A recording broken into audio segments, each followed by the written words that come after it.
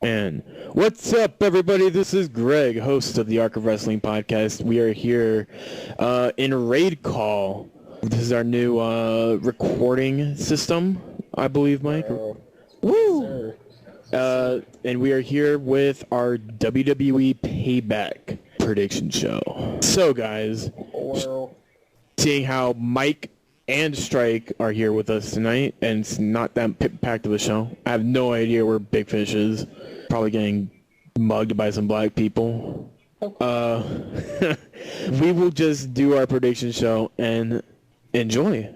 Our first match of the night, pre-show, Sheamus versus Damian Sandow. Sheamus, I'd like to note, is now the second former WWE champion to appear on the pre-show. So, guys, what do you think? Who will win this very predictable match? Cody Rhodes. That's a brilliant prediction, Mike. Strike, what do you think? Well, obviously didn't catch on. What? You guys are breaking up. You take your mics off of press talk or whatever and talk. I was going to say before Mike started to interrupt, I would like Damian Sandow to win it, like a Continental Championship feud, but kind of not sure about that. Sandow, I'm not sure how long it's going to take them to push Sandow. I think Sandow's going to be in his position of appearing on the show, but not really doing anything relevant for a couple years. He's going to be in the same position like Wade Barrett is. He's going to come on the show. He's only there as the heel who jobs to all the big guys. And that's a shame.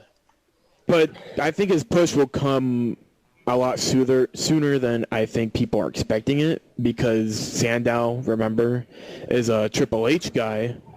And if my theory is correct, Triple H will be taking over next year, and we will probably get a push for Sandow in the right direction.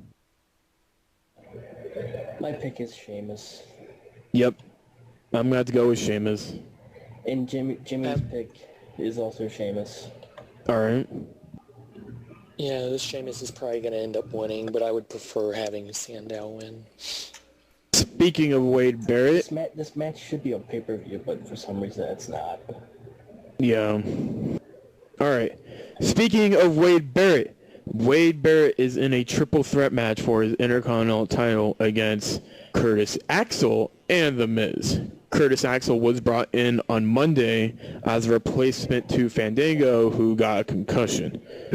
So, guys, who is going to win this match? Curtis Axel. Curtis Axel, you're throwing in the... It's painfully obvious he's going to win. Strike, what do you think? I was going to be hopeful and say Wade Barrett won, but Mike, you. Thank you. Since on SmackDown they had Curtis Axel beat Wade Barrett in 2 minutes clean, I'm not sure anymore. Like, you'd think...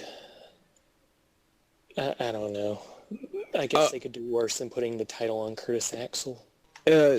Barrett could... if a Barrett win would be very much of a push for him, I think. Barrett hasn't been really a strong Intercontinental champion from the start, especially with this feud with The Miz, because it's just been on and off for the past couple weeks. Past couple months, actually. Once he got the title, he started losing. Yeah. But, Barrett's not going to retain. Do you guys think that Fandango has an opportunity of coming back and being a face against Curtis Axel? Fandango was already attacking Wade Barrett, so, I mean, he's already showing tweener qualities. But I have this... Well, he was in a feud with both Barrett and The Miz, so of course he's going to attack both guys. I have this feeling that he could be brought back as a face, though. I don't know. There's something about, the WWE right now being in a very troubling predicament where there's no faces for anybody to fight, really. And they're turning the wrong people face. So I'm thinking that WWE could just go the easy way out and put Fandango in a position where he'll be facing Curtis Axel for the Intercontinental title. That's terrible, Mike. So Your face is terrible. I will also give my pick to Curtis Axel to win this match. Jimmy's pick is also Curtis Axel. All right. It's pretty obvious they want him to go the route of Mr. Perfect. And he also hasn't really won a match clean either. Jericho. Oh, yeah, Jericho. But he got distracted. But there was still no interference. He still got distracted. I'm talking about a legit clean win where it was a straight fall match with no distractions. Meh.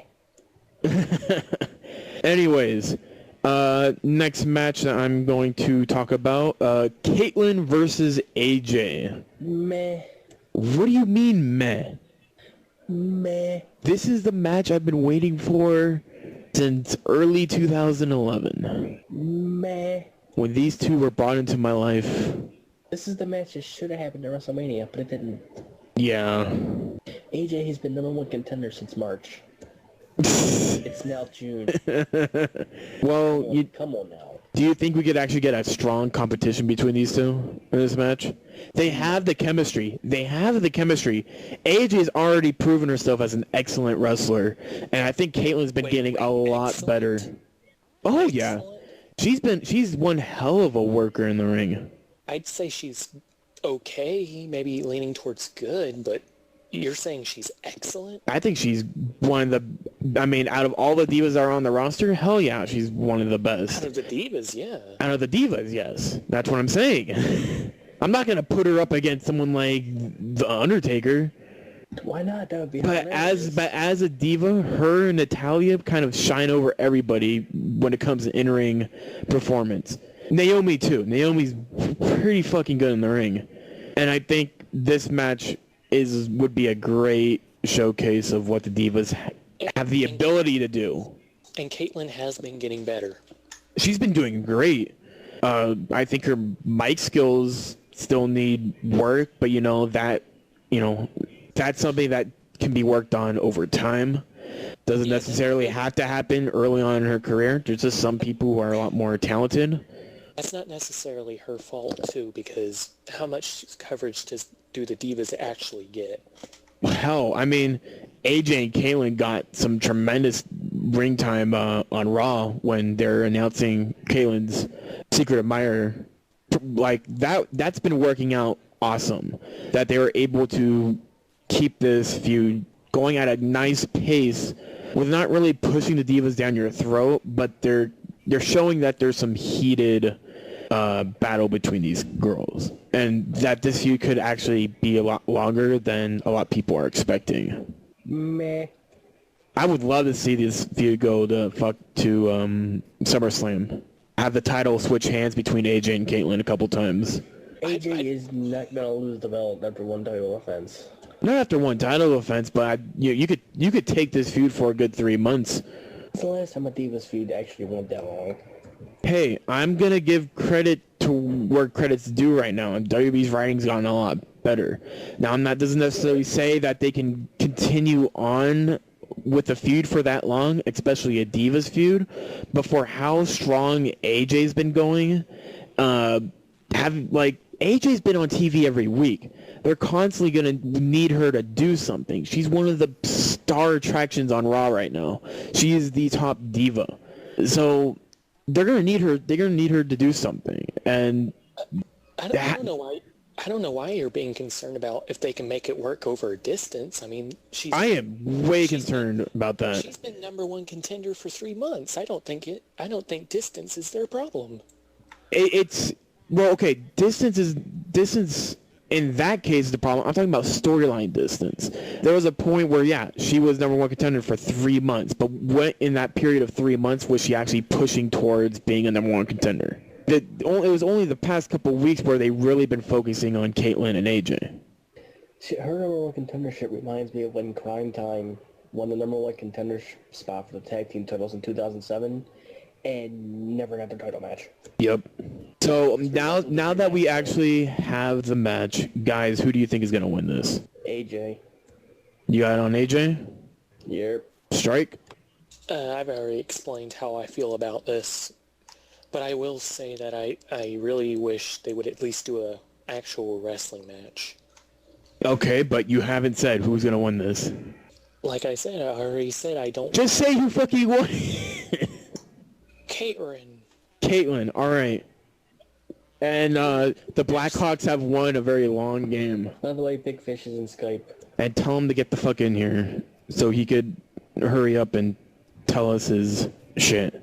I don't know. It's hard for me right now. I'm not sure if they want this to go over a distance of time, they could easily have Caitlyn win this, but then have AJ win at the next pay-per-view.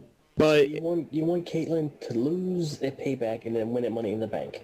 no, I'm saying have Caitlyn win Payback and then have AJ win at Money in the Bank. So at least AJ will go back and try to get another shot for a title, and then it changes hands, and then you have the story of Caitlyn wanting to get her title back. That's how you push this thing as far as possible. Because frankly, there's no other champion since the winter. there's no other diva right now that can get in there and have a good feud. I mean, you have Natalia, who's had history in the past with both girls, but she would be someone I'd add later on into the feud, if that's even a possibility. I just want the feud to go away because, meh. That doesn't make sense, Mike. Yeah, I don't care. Shut your face. Jimmy's pick is also AJ. All right, I'll pick AJ. I think if WWE's smart enough, they'll be able to at least hold this feud together for as far as they can. And Big Fish is in the call. Big Fish, what's up? Where were you? He's not talking. All right, we're just gonna move on to the next match. Definitely sucking on that big ass dong. All right, next match we have is Dean Ambrose versus Kane for the United States title. Mike, who is gonna win? Dean Ambrose. Dean Ambrose. You're calling it for the Ambrose. It's predicted Dean Ambrose is not going to lose the belt in his first defense. Stryke? I'm going to have to go with Dean Ambrose. Yeah. Dean Ambrose is very just... How do you think he's going to lose? Do you think the Shield will get involved in some way, or do you think Ambrose could just go over clean? DQ. DQ? Big Fish, really quickly, tell us, what's your pick for Sheamus and Sandow? Sandow. What's your pick for Barrett, Curtis Axel, and Miz? Yeah. It's not an Either- answer choice. Axel or Barrett. Axel and Barrett. And what's your pick for Caitlyn and AJ? Caitlyn. Caitlyn. Ooh, strong choice there. Okay, now Dean Ambrose, Kane. Strike. What's your pick? Oh, yeah, wait. Strike already picked. Never mind. Big Fish, pig. DQ. DQ. Dairy Queen? I don't know. States. I mean, What? I definitely will say Ambrose will retain. It depends on how he's gonna retain. If the Shield is gonna get involved and DQ him, does that make Dean Ambrose look weak in his first title defense? Well, technically his first title defense was against Kofi. All right, his second title defense. I'll probably go over clean. All right, going over clean. I'm picking Dean Ambrose as well. It's just too obvious. Jimmy's pick is also Dean Ambrose. All right. The Shield, Roman Reigns versus Seth Rollins. Oh, wait. Roman Reigns and Seth Rollins are the champions versus Daniel Bryan and Randy Orton, who are I'm gonna know when Seth Rollins got kicked out of the Shield. Fuck you, Mike. Who do you guys pick for this tag match for the tag team championships? Mike? Shield. Shield? Big Fish? Shield. Shield. And Strike. Homeowners. The homeowners. Daniel Bryan and Randy Orton. Time. The What? IRS wins. I don't know what's going on. That homeowners joke only worked for the Extreme Rules show. Mike's calling you out, Strike. Shield, I think it's just a plain... It's easy to say that they're going to win this. Jimmy's pick is also the Shield. Yeah. I don't know. Very predictable pay-per-view, but it's also that random, June pay-per-view that no one really cares about. It'll be better than No Way Out. It's got the potential to be better than No Way Out. It does. Chris Jericho versus CM Punk. What do you guys think? Show. No show. Big Fish is already calling it down the bat. CM Punk is a no-show for Payback. Mike, what do you think? Colt Cabana. Colt Cabana making a surprise appearance on Raw on a pay-per-view. If CM Punk shows up, CM Punk wins. If CM Punk shows up, CM Punk wins in his hometown of Chicago. Stryke, what do you think? I'm gonna go out on a limb here, and I'm gonna say Chris Jericho wins. Do you have a reason? It's gonna be like a CM Punk losing streak, and he's probably gonna start doubting himself and that kind of stuff. Ooh, so Mike, so you think it'll almost be like almost like a wretched. Ooh, and then they can kind of have where Daniel Bryan becomes the top guy, and then CM Punk's like, I'm better than Daniel Bryan ever was, and then we'll get that legitimate CM Punk versus Daniel Bryan feud that we've been waiting for. Well, I'd say it would be just to get CM Punk back into being a face if they went through with it, and that's how it happened. Because, like, we have an overabundance of heels, you know, so... That's true. It kind of helped balance that out a little bit. Plus the CM Punks. Not really, because I think the problem where the heels, where there's too many heels, is in the mid-card. Turning Punk face isn't really going to help, especially where Punk is in the company right now. After coming off a loss, but a match against The Undertaker, you throwing Punk back down to back into where he's not really supposed to be, where he was about 2-3 years ago, not the best idea. That's how I see it, though. But if it does make sense to have Punk, end up having that long losing streak. But then everybody be like, well, if Punk loses, then it means his WWE title streak was for nothing. Well, because that's the internet community for you. They don't have patience. Storylines developed. Remember, fucking 3 years ago or 2 years ago, they said that WWE was never going to use Daniel Bryan to his full potential. And look at him now. He's using his full potential, and he's owning it. All those people were wrong back then. To be fair, it's because the crowd was super behind him because of the yes chants. Okay, but still, you have so many people in the internet wrestling community, or just the wrestling community in general, who have no patience, who will go out and legitimately criticize anything that started. When Team Hell No started, when Kane and Daniel Bryan first teamed, people were criticizing that, saying how they were just putting those two together because they had nothing for them to do, and that they're just gonna go after the tag belts for a little bit and then leave and break up, and then they soon become one of the star attractions on WWE. It's just they don't know how to watch pro wrestling. It's essentially a TV show. You have to be patient and let the story progress. Yeah. Well, to be fair, nobody knew how far the Team Hell No thing was going to go anyway. Honestly, seeing how much they were putting effort into it at the beginning, I had a strong feeling that it was going to last all the way to WrestleMania, which would have been a good 6 months together alone. So that's a lot longer than what most teams are able to last in WWE, especially in the past couple fucking years, where all they would be doing is throwing teams together, and they're lasting longer than that now. Well, I'm just saying because you got two random guys that were feuding, thrown together as a comedy act. People expected it to get stale after a while. And a lot of people tried to make it stale. I remember looking on the internet and people were saying, the little promos Kane and Taker are doing, they're getting a little weak. The constant yes and no thing, it's getting boring. And then they brought in the Shield, which were an amazing plus to the story. Just took it to the moon. So I think people just need to sit on their fucking hands, watch what's happening, and enjoy it, because the second they go out on the internet and they start shitting on everything that's happened, WWE gets confused on what the fans want, and then WWE doesn't care about what the internet says. You kidding?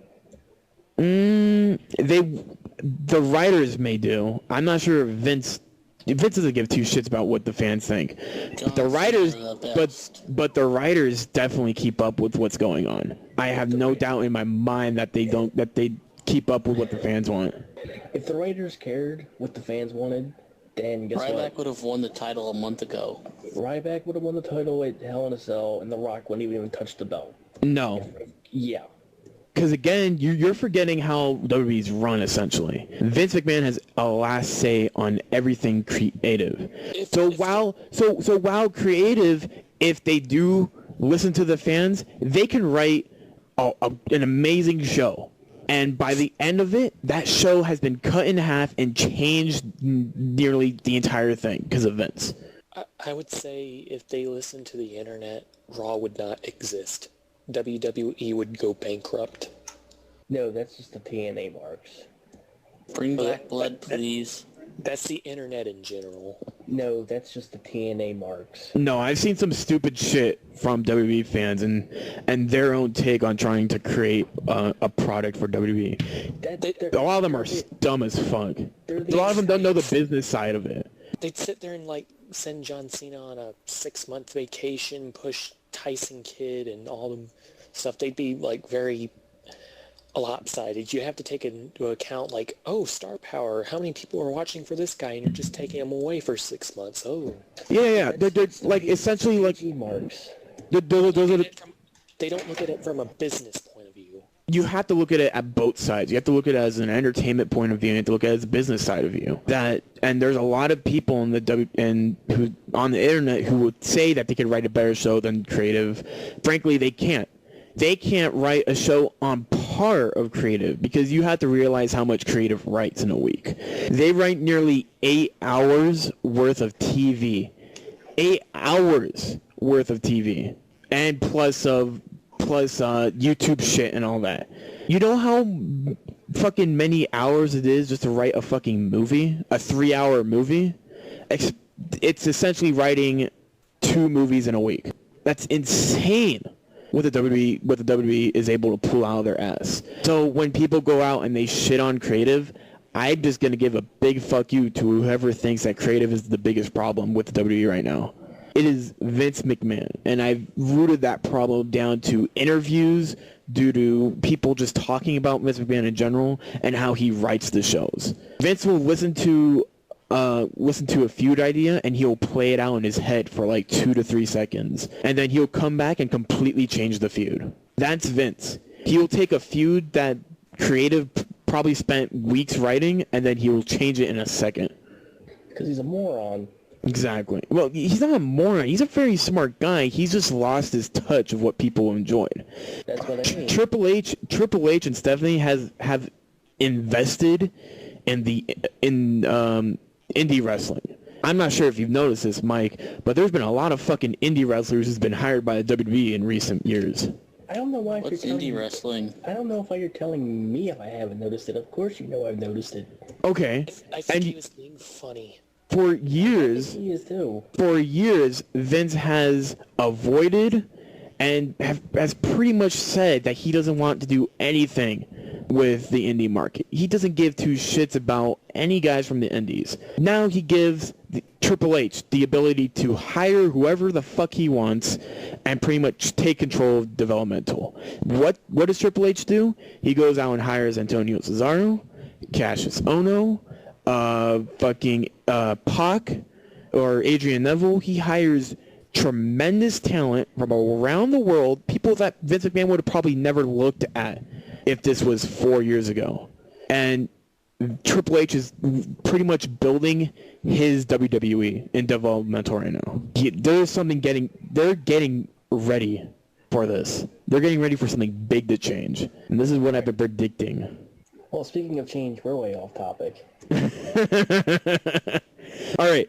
So CM Punk and Chris Jericho. Yeah, CM Punk will win if he shows up. Jimmy didn't give me a pick, so. All right. Dolph Ziggler versus Alberto Del Rio. Mike. Dolph Ziggler. Dolph Ziggler. Strike. Concussion. All right. I guess that means Strike. I mean, that means Dolph Ziggler. Big Fish. Or Ryan. I'm just going to call you Ryan. Fuck you. God damn I'm it. the fish in the bowl. Ryan. It's drowning. And Ryan is dead. All right, I'm going to pick Dolph Ziggler. Again? Yeah, I think he's dead again. Picking Dolph Ziggler. Obvious choice. Ziggler. They're going to have to get Ziggler's momentum back on track. He's been gone for a month. Both him and Punk have been gone for quite a while, so they're going to have to work on both of them for the next couple months strong in order to get anything going. Yeah. All right. Last match of the night, John Cena versus Ryback in a 3 stages of hell match for a WWE Championship. First match is a lumberjack match. Who is going to win that? Does it really matter? Yes. We should just go with who's going to win the entire match overall. Nope. Mike, who is going to win the lumberjack match? Cena. Cena. Stryke? That's kind of how I figured it too, though I'm kind of thinking that Ryback will beat Cena the first time. All right. Tables match. Stage 2. I'm guessing, Mike, you're going to say Ryback? Ryback. And Stryke, you're going to say Cena? Yeah, mainly because that'd be an easy way to protect Ryback from the second match ending with him losing and all. Yeah. And stage number 3, the ambulance match. Who is going to win it all, guys? LOL Cena. LOL Cena and Stryke? Cena's going to AA the ambulance on top of Ryback. He's gonna AA the ambulance on top of Ryback? Yep. All right. Wouldn't that essentially kill him? So Ryback would just eat it.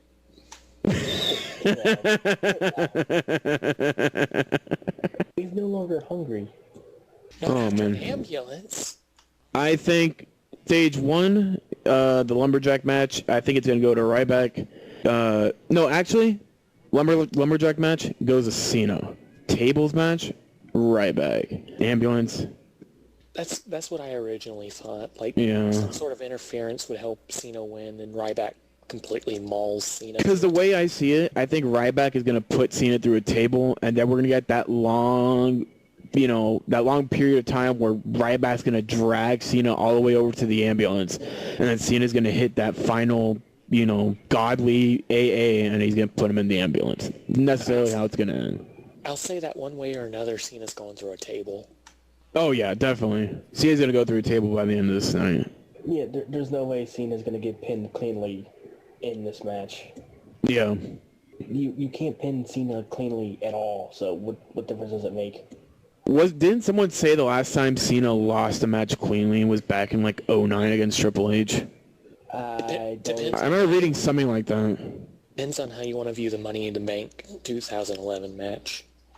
Isn't that the one when Vince McMahon came out? If we're gonna say that, then that was by distraction because they distracted him. Yeah, I'm talking about no distractions. It was a straight clean match. Yeah, I said it depends on how you want to count that because they both got distracted once, so... Yeah, that doesn't really count. All right. Well, Wait, Cena lost at Night of Champions in 2008. To Triple H. yeah. Oh, 2008, yeah. What did I say, 2009? Yeah. Oh. I Yeah. don't even think... Was Cena on the card in 2009? Was he? I don't even know. Yeah, he was because that was a six-pack challenge. No, that was 2010. I don't remember. I don't even care. What, Money in the Bank 2009? No, Night of Champions. Night of Champions 2009. He wrestled... Oh, it was a triple threat match for the WWE Championship. Randy Orton was champion, and he defeated Triple H and John Cena. Oh, well, there you go then. But yes, Cena never loses cleanly, ever. Which is pathetic. God, this is a really shitty card. What, Night of Champions 2009? Yeah. Especially the way it ended. Okay, well, that's our show, everybody. Jimmy picked Cena too, by the way. Jimmy picked Cena too. I guess that's it. Cena We're wins by done. DQ. Oh, look who's back. Cena, there is no DQ. Yeah, it's an ambulance match. There's no DQ in a lumberjack match. There's no Big DQ Fish, in a table. you want to tell us your prediction for the last match before we end this thing? Or are you just going to disappear again? Cena's going to use his superpowers, and he's going to somehow trick Ryback to running into the ambulance, and he's gonna close the door, and then Ryback loses. That is the most retarded thing I've ever heard. Watch what happens on Sunday. You mean Alright. Ryback's gonna run around like his little sped with his arms failing, going. "Oh, Ryback's gonna do his Cena." spear thing that he did to Cena in the last match they had. He's gonna spear him into the ambulance, but Cena dodges him, and Ryback flies into the ambulance. All right, guys, quick question. Do you guys see, there's been rumors going around that Daniel Bryan could be possibly turning heel at the pay-per-view. Do you guys see that happening? Yes or no? They're at least hinting at it. All right. I don't want it to Let him happen. feud with Cena, but I'd rather see Orton turn heel. I'd rather see an over Daniel Bryan facing slightly over John Cena than a heel Bryan face a slightly over John Cena. Because essentially Daniel Bryan's still going to be over as fuck during that match. Brian's going to be over either way, so I mean... But I don't want him to be over in the wrong way. I want him to be over in the right way. Because essentially he's just going to look stupid if he's a heel and everybody's still fucking cheering for him. The only way they would get someone to turn on Bryan was if he did stuff CM Punk did to The Undertaker. They still cheered Punk when he did that. Yeah, he'd be like half and half like CM Punk was. Well, when CM Punk was a heel, he still got overly cheered. All right. The only way you have... There's no possible way to have Daniel Bryan be a legit heel when going against Cena, because 90% of that crowd is going to cheer what Daniel Bryan does anyway. Right now he's completely over with the crowd. And Have him shank AJ. That wouldn't get him booed. that'd get him in jail. Shank Randy in the middle of the ring. That might get him cheered too. Because nobody likes Randy Orton anymore. He's still getting most pops of the night. From the girls, maybe. So nobody likes him except for the girls. You can tell when the cheers are mostly female. Yeah, there's a distinct like. Well, that would get D-Bry to get the female fan base to turn on him if he shanked Randy Orton. So you're gonna hear Daniel Bryan's gonna echo out throughout the arena, and like 4 people are gonna chant for Orton. All right, That's basically what's gonna happen. All right, guys. I think we're done with the podcast. I think we're done. We got a good 35-minute show. Well, it's better. Talked about all our predictions. I'm gonna send you the file, Mike. You do that. I'm gonna find a way to send you the file so I don't have to do it. If it's under 2 gigs, send it on Twitter. I will definitely do that. All right, guys. Catch us next time. You catch us after Payback. Payback. Wait. What, Stryke? Payback's up. Why was Raw good this week? Why was Raw good this week? I don't know. I didn't see any of it because I was watching E3. I watched like half of it and I didn't watch the end. It was a good week and then y'all don't even watch it? The only part I watched was the opening, which was like the funniest thing like WWE's done forever. Mike. I thought that was a great opening. From what I liked about, I loved what AJ. I love the secret admirer thing with Kayla and AJ and Big E. It's my bell, damn it! As for the rest of the show, it was good. I thought the Daniel Bryan Seth Rollins match was match of the night. Bryan did an excellent job, like he always does. Like I'm saying, that the environment in the WWE is getting better, even though there's like reports of backstage problems and shit like that. Curtis Axel got 2 wins over Bearing Man. Yep. He got 3 of them. Remember that 60-minute Iron Man match? Dude, Curtis Axel's going places.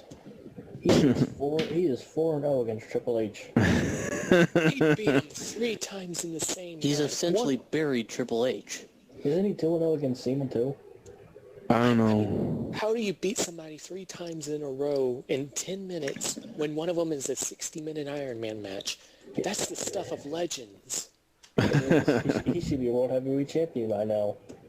Hall of Famer even. He should hold every title, even the Divas title. Not to mention he beat Jericho and Sin Cara. Well, He's going places if he beats Sin Cara. He's going to the moon. He's 8-0.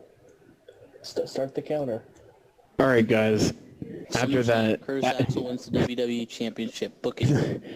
there's your little bit of sarcasm for tonight's show.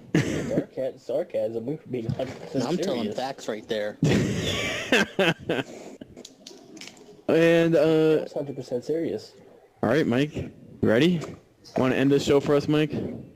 No. All right. Okay, guys, you can catch us over on Twitter, over at twitter.com/arcofwrestling. Please subscribe to the YouTube channel. You can also find us on Facebook and other kind of media sources, I guess. Mike, you should start us a Vine. That should do you all high. You should start us a Vine. Do us I don't know. You want me to start a tout while I'm at it? Oh yeah, Mine's start a better than tout. tout. What about a MySpace? Is tout even a thing? I think tout's been buried. Has tout been buried? WWE app buried it. Didn't he tout when Cena and Ryback had their debate? Did they? I don't remember that. I felt like I haven't heard anything about tout since like WWE app got its push.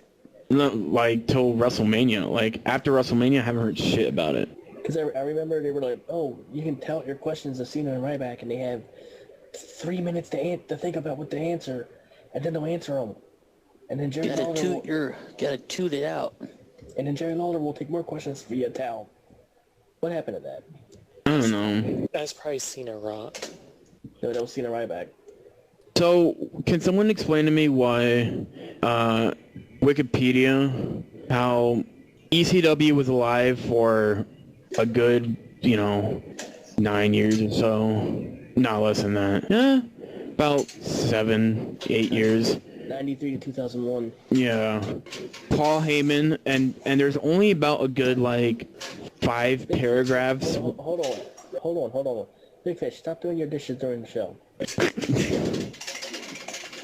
Stop it. Stop. Okay. Doing your dishes. So I love how there's about 5 paragraphs talking about Paul Heyman's run in ECW, as the owner of ECW. But then if you look at what he's done in the past year in the WWE, there's about 8 or 9 paragraphs worth. That's Wikipedia. He's a genius. Ba-da-ba-ba-da-ba. They have to get down every last detail of what he's done in the past 6 months. but when it comes to his most important thing ever, they can only summarize it. Paul, this is what I haven't seen his thing on Wikipedia, but This is the day Paul debuted RVD. No, this is how it goes. Paul Heyman walks into the arena. Paul Heyman walks to his locker room. Paul Heyman reads the script. Paul Heyman says, "Welcome, my new client." Okay, we're still talking, and it's 40 minutes, and we need to end the show. I was supposed to end it 5 minutes ago, and we didn't do it.